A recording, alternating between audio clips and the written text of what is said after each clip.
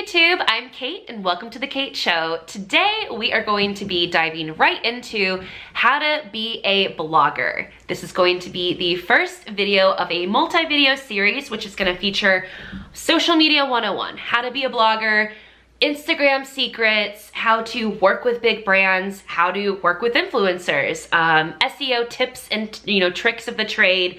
You name it, basically, I wanna tell you guys all of my secrets and help you guys grow to be creative bloggers and creators. So without further ado, I'll give you guys a little bit background on my information. For those of you who don't know, I am Kate and my blog is intoindie.com. I started it about 2.5 years ago and I am a lifestyle and foodie blogger. I love to promote all things, in my community and really just give people a reason to get out and explore, something new, try something different. You can find me on Instagram at IntoIndie.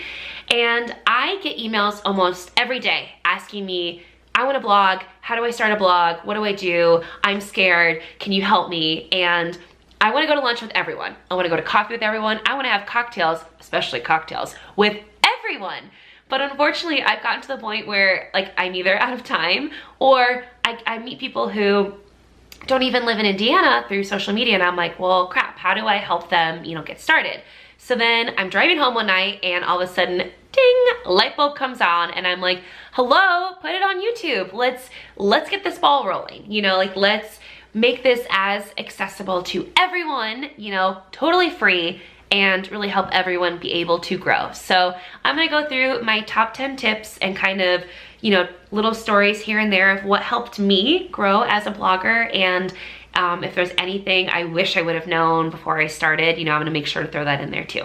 So have my phone handy in case I forget my list. And if you are more of a reader or you wanna come back to this later, I will link my blog below and it is basically this video with a lot less words and cats jumping on my chair. And be sure to pin it, be sure to bookmark it, whatever tickles your fancy. So my first tip of advice is to find a topic that you are really, really passionate about because you're gonna be writing about it, you're gonna be talking about it, you're going to be posting about it.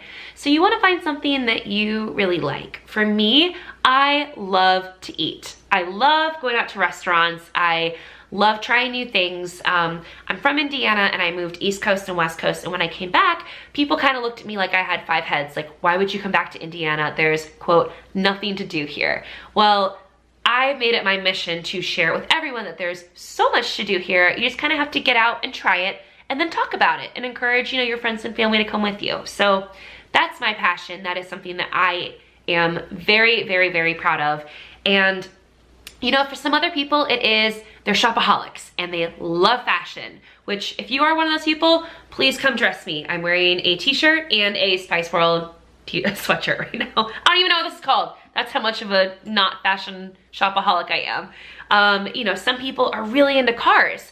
So cool, you can talk about the latest model, what's coming out, you can go to the car shows, but definitely pick a topic that you love, because it just makes it that much easier to write about. And you're gonna have days where you have total writer's block, sometimes it's days, weeks, months, but when it's something you really love, eventually you're gonna break through that wall and you're going to find with your passion, your creativity for that topic.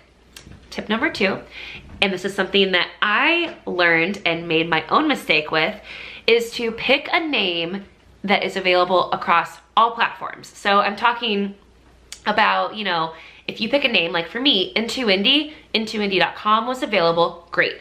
IntoIndie on Instagram was available, awesome. For some reason, I don't know how I was sleeping on it, but I never changed my Twitter name to IntoIndie.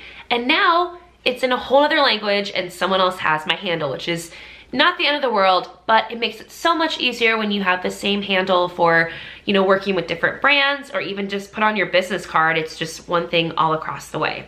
So my Twitter handle is at IntoIndieKate, which is okay. And again, like I said, not the end of the world, but if you're having a hard time coming up with a name, I also recommend using your first and middle name. I know that's really common amongst fashion bloggers, or your first and last name, because hopefully that is less common. But if your name's Joe Smith, sorry Joe Smith, I'm pretty sure joesmith.com's taken. Number 3 is to find a really good web host and domain provider. So luckily for me, I purchased my domain through Bluehost, which I will link to below. I may get like a kickback from that. It may be an affiliate link. I'm not sure. I will double check and fully disclose that down there if it is. I love Bluehost. I think it's phenomenal. I think it's completely affordable, and I run my blog off of WordPress. WordPress is kind of like a blogging platform. However, you can build multiple websites off of it. If you are brand new to building websites, you've never done HTML, you've never coded in your life, I do not recommend WordPress. I can speak from experience. I've been building websites since I was 13, and WordPress is really hard. I get stuck on it. I know my other friends who are very, very, very tech savvy get stuck on it. It can be really, really frustrating, and I don't want you to have a frustrating experience, especially if you are new to blogging. So if you're not as comfortable, I recommend one of two websites, either Wix, Wix.com, or Squarespace. Both of them come with these awesome templates that you can customize the images and the colors to your liking. And to be honest, their layouts are really, really cool. I think you have to pay like a monthly fee. It should be like somewhere between like $4 and $7 for it, but I definitely think it's worth it.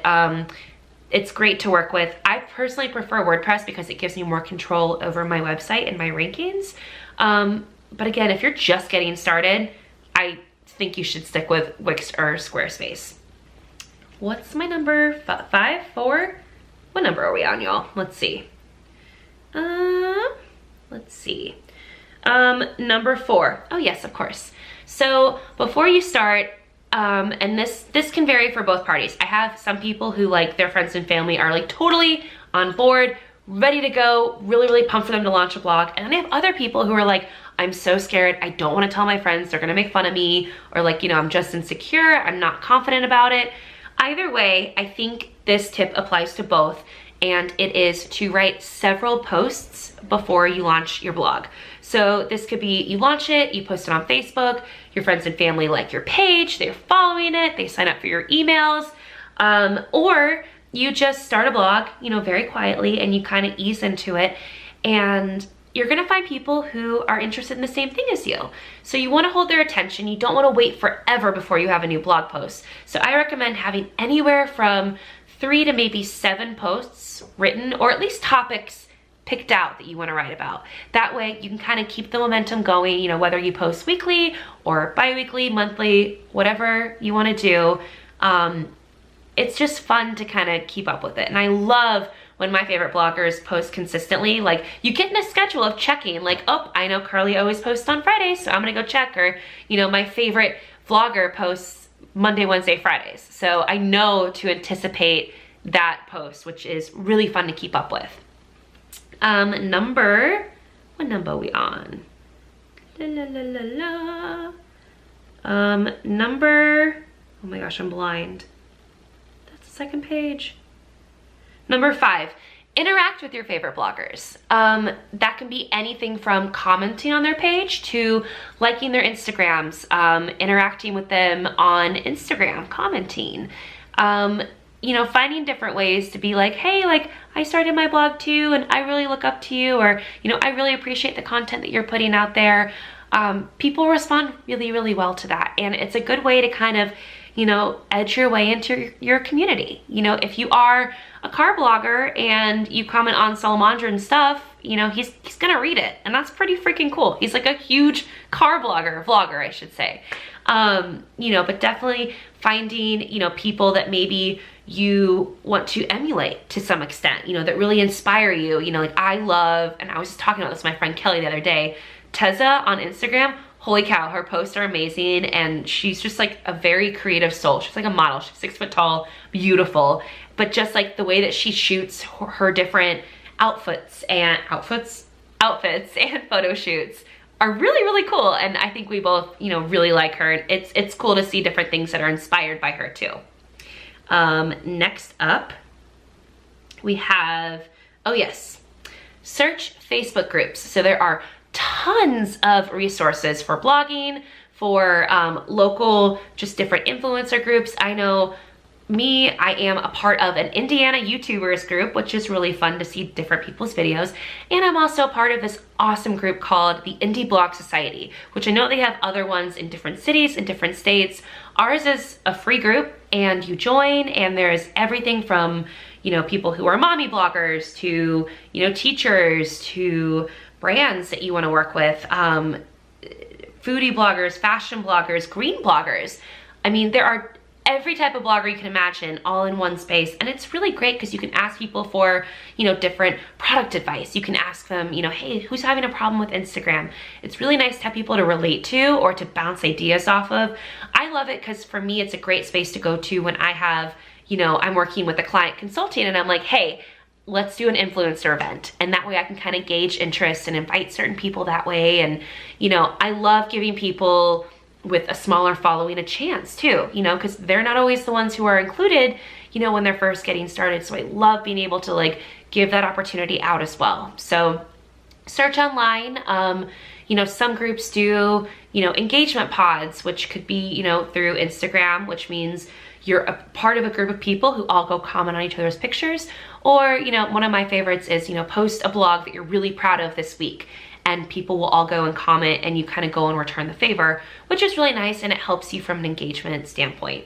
So number 7, find a cadence that works for you. So I'm definitely gonna do a video on how I do all of my content planning, because if I don't plan it a month out, then I end up sitting here on a Monday night at 1:30. Can y'all see that? Can I get this going? It's 1:30 in the morning, filming a YouTube video. Procrastination at its finest. But no, for real, don't feel pressured to stick to a certain schedule. I think it's great to start out with goals. You know, whether you want to post once a week, bi-weekly, once a month, you'll figure out, you know, kind of what type of pattern you want to fall into and what feels good. And you know what? The world is going to keep spinning if you miss a week. It's okay. Do not beat yourself up over it. Like, I promise you, like, the world will not end. It's okay. Life happens. We all get busy. People know that. But like I said, I do recommend finding some type of schedule that fits with you. You know, even if it's carving out an hour a day to just brainstorm or to write or to take, you know, to do photo shoots. It's a blast. It's really fun. And half the time my photo shoots are literally me with my own tripod. So that's a whole other video in itself. I'm like coming up with ideas left and right here. I'm gonna have to write all of this down. Number 8. This is my most asked question, which I kind of really didn't expect this, and I think my answer throws people off sometimes. My most asked question is, was it hard in the beginning? And honestly, no, because I never thought this would be like a business or that I would be able to like consult and work with some of my favorite brands. And it really has now. Heck yeah, it's hard. Finding time, making time, going to events, you know, but would I trade any of it for the entire world? Absolutely not. It's so much fun and it's totally worth it. I have a blast doing it. And if you're ever not having fun, then take a break. Do not quit. Take a step back, take a break, take a deep breath. And, you know, again, it's supposed to be fun. Have fun with it. You know, yeah, it's not going to be easy, but it's totally worth it. So, number 8. Oh, shoot, that was number 8. Oh my gosh, I'm losing my mind. The title I have on that is that people don't start a job and become a CEO the next day. Because it's totally true. You're not gonna be, you know, the 400,000, you know, the hundreds of thousand followers, Instagrammer, blogger overnight. It'll come, don't stress it, it'll come. Number 9, this one's kind of a controversial one. And I don't believe in buying ebooks or taking courses. And this is mainly because I think there are enough free resources out there. I'll do a whole video on that one too. It's like the theme of my video is talking about doing other videos. I just think that courses can be insanely expensive. I mean, I've seen courses that are like $3,000. And I think that by the time they come out, they're already antiquated. Things move so quickly in this day and age, especially algorithms. And when, you know, ebooks come out and you're paying 70, 80 bucks for an ebook, no thank you. That's way too much. Don't dump a bunch of money into this when you're first getting started. Now, if there's someone you love and you love what they do, go for it. You know, like I love someone and I bought her presets. that's totally different because I think that's buying a product, but you know, don't kill yourself over it. Now, career mentorships and business mentors, I think, are a totally different subject. Definitely worth the investment. But yeah, ebooks, courses, from me, that will be a no. And finally, my one to end on a positive note, write for you. This is your space to be creative. This is your space to have fun with it. You know, don't do it just because you think you're gonna make money off of it. Like, really, truly do it because you love it, because you're gonna have fun with it. And just do it to enjoy, do it to make yourself happy. So I really hope you guys enjoyed this video. If you have any other specific questions about blogging, please comment below and I'm more than happy to answer. Please thumbs up my video and subscribe for more. I can't wait to put together my next video. I think I'm gonna do it on Instagram. So if you guys have any questions about that, comment below too, and I will get back to you guys soon. Thank you so much, and I will see y'all later. Bye.